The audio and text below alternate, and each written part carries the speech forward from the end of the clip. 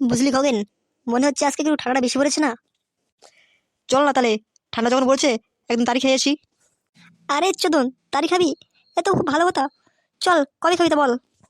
আরে ভাই, একদিন গেলেই হলো। তবে হ্যাঁ, আমরা সবাই মিলে যাবো কিন্তু। আরে ফটকে যে সকাল সকাল, এই বেড়েছিলাম একটু কাজে, তোদের সাথে দেখা হলো, ভালোই হলো। তো কি নিয়ে আলোচনা করলি?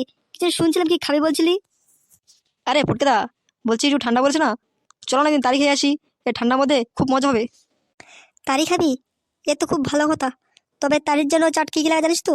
মুড়ি, চানাচুর, কাঁচা পেঁয়াজ, কাঁচা লঙ্কা, একটু বিট নুন। কি মজাই হবে না জানিস? ফটকে, তুই তো পুরো জিভে জল আনি বললি রে।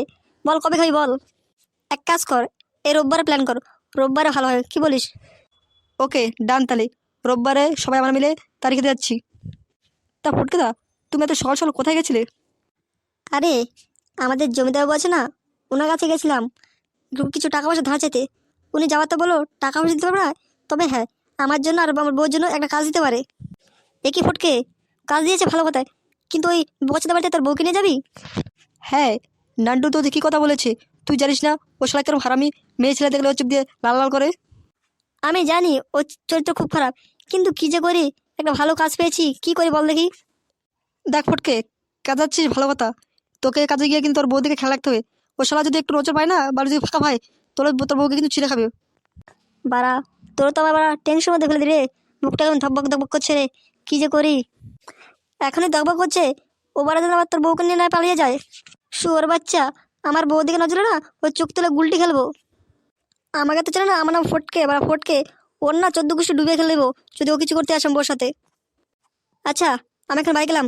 তবে আগামী রোববার পুরো প্ল্যান, তারিখে যাচ্ছি, কনফার্ম পুরো। হ্যাঁ ঠিক আছে।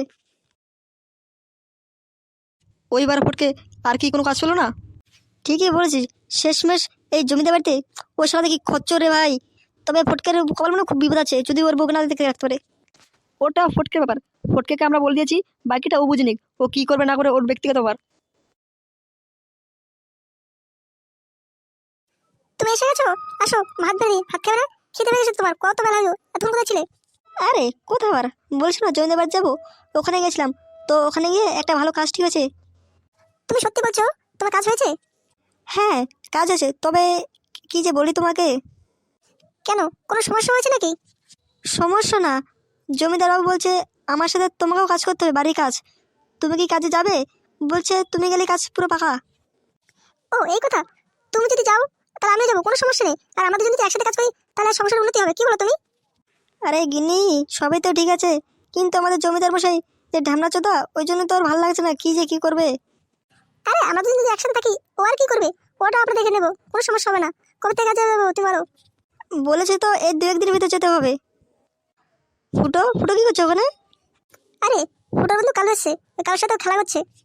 চলো ভাত টাত খেয়ে নিই, তারপরে ভাবছি কবে থেকে কাজ যাবো।